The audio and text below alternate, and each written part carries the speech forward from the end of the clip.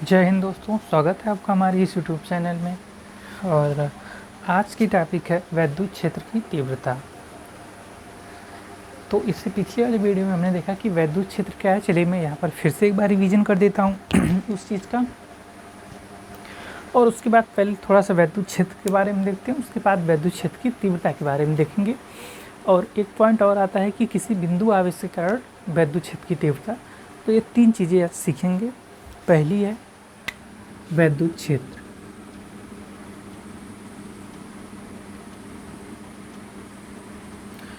तो वैद्युत क्षेत्र के लिए मैंने बताया था कि किसी का भी, कोई भी आदमी हो, इंसान हो, सबका एक अपना अपना एक रीजन होता है, अपना एरिया होता है।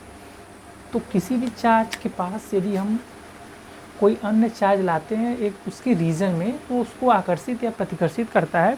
तो हमने बताया था कि किसी आवेश या आवेश समुदाय के चारों ओर का वह क्षेत्र जहाँ पर कोई अन्य चार्ज आकर्षण अथवा प्रतिकर्षण बल का अनुभव करे, तो उसके लिए हमने बताया था कि उसको हम वैद्युत क्षेत्र कहते हैं। उसी में एक टॉपिक और आती है कि वैद्युत बल रेखाएं क्या होती हैं। तो वैद्युत बल रेखाएं क्या होती हैं कि जब कोई आवेश चलने के लिए फ्री होता है तो वो क्या करता है, मोशन करता है। मोशन कैसे करता है, वक्राकार मार्ग पर करता है। तो उसको, उसके जो मार्ग, जो पाथ है, उसको हम क्या कहते हैं, वैद्युत बल रेखाएं कहते हैं। और उसकी दिशा कैसे फाइंड करेंगे, उस पर बल कहाँ है, तो उन्हीं वक्राकार मार्ग पे आप क्या करेंगे, स्पर्श रेखा खींच के हमने बताया था कि आप ये प्राप्त करेंगे कि उस पर लगने वाली बल की दिशा क्या है।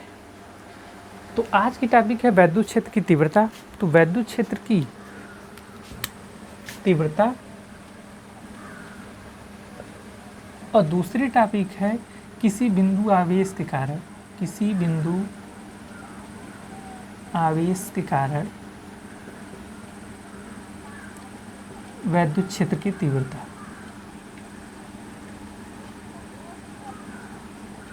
दोनों में वैद्युत क्षेत्र है। पहले इन दोनों टॉपिकों को जानने से पहले आपको जरूरी है वैद्युत क्षेत्र जानना। तो वैद्युत क्षेत्र हमने बता दिया कि किसी आवेश समुदाय के चारों ओर का वह क्षेत्र जिसमें कोई अन्य आवेश आकर्षण बल अथवा प्रतिकर्षण बल का अनुभव करता है, तो उसको हम क्या कहते हैं, वैद्युत क्षेत्र कहते हैं। अब हम जानेंगे कि वैद्युत क्षेत्र की तीव्रता क्या होती है, उसके लिए व्यंजक क्या इस्तेमाल किया जाता है। यदि हम वैद्युत क्षेत्र की तीव्रता जान पाएंगे तभी हम जान पाएंगे कि किसी बिंदु आवेश के कारण वैद्युत क्षेत्र की तीव्रता क्या है। तो पहली टॉपिक पे पहले चलते हैं, वैद्युत क्षेत्र की तीव्रता। देखिए होता क्या है इसमें,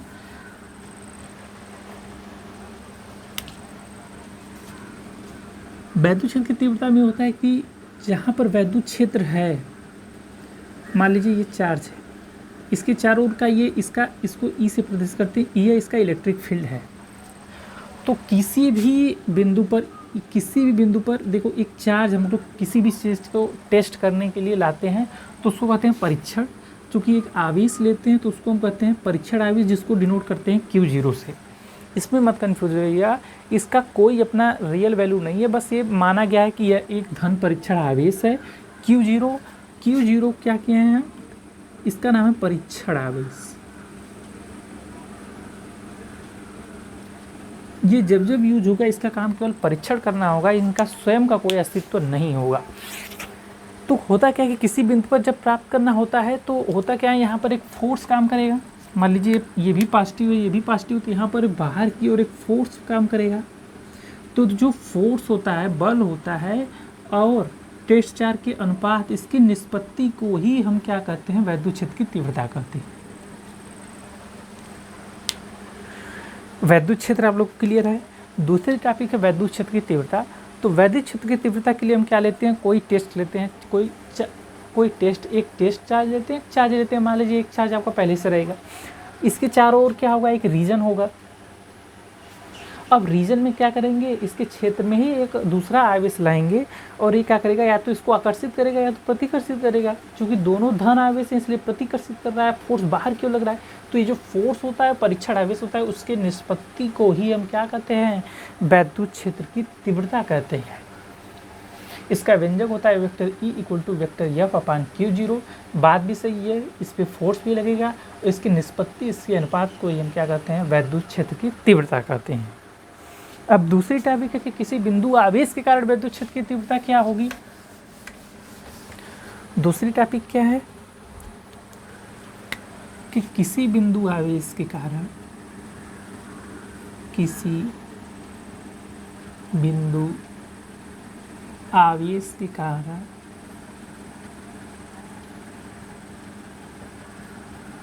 वैद्युत क्षेत्र की तीव्रता।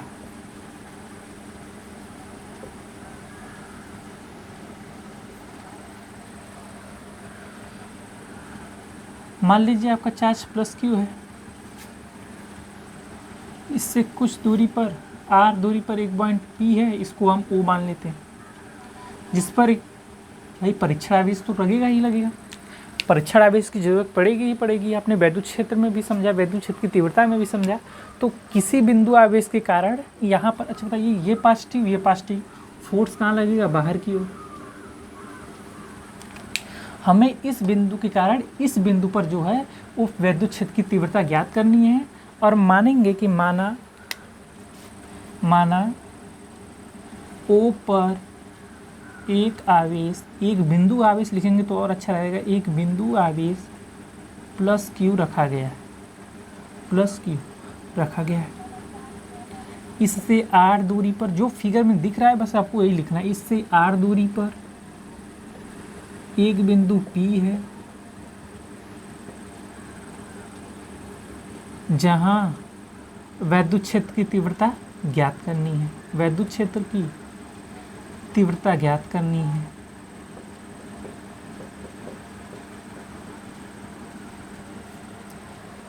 फोर्स बाहर की ओर लग रहा है और उस पर परीक्षण आवेश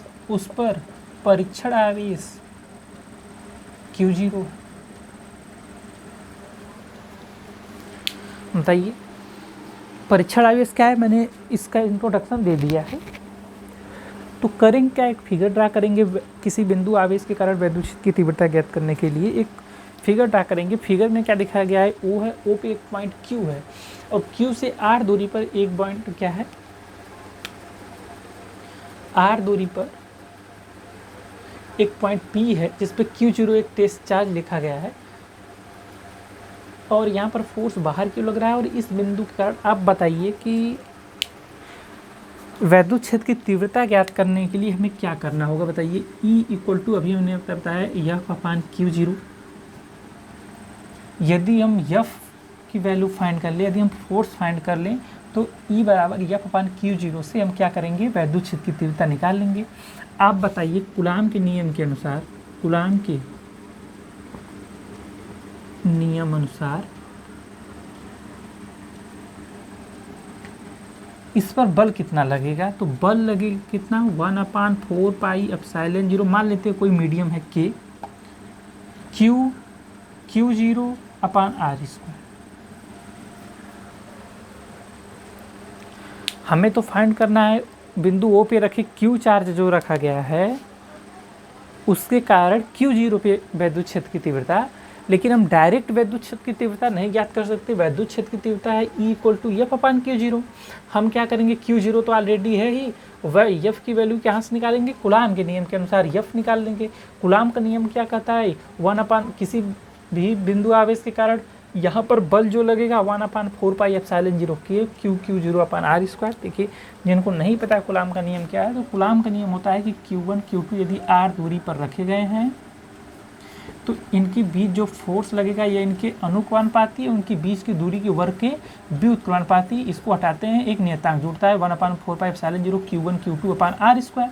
अब Q1 क्या है, Q है, Q1 Q2 क्या है, Q0 है, तो उसी की वैल्यू यहाँ पर रख दी गई है।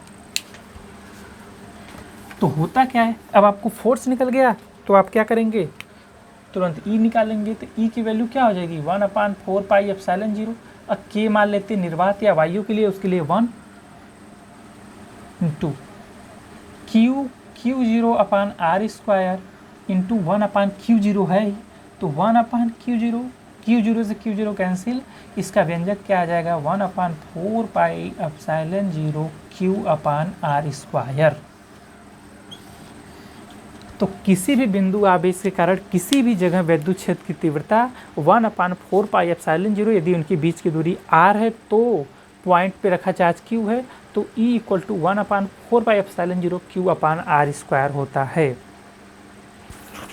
आई होप कि आप लोग को वीडियो पसंद आई होगी। बाकी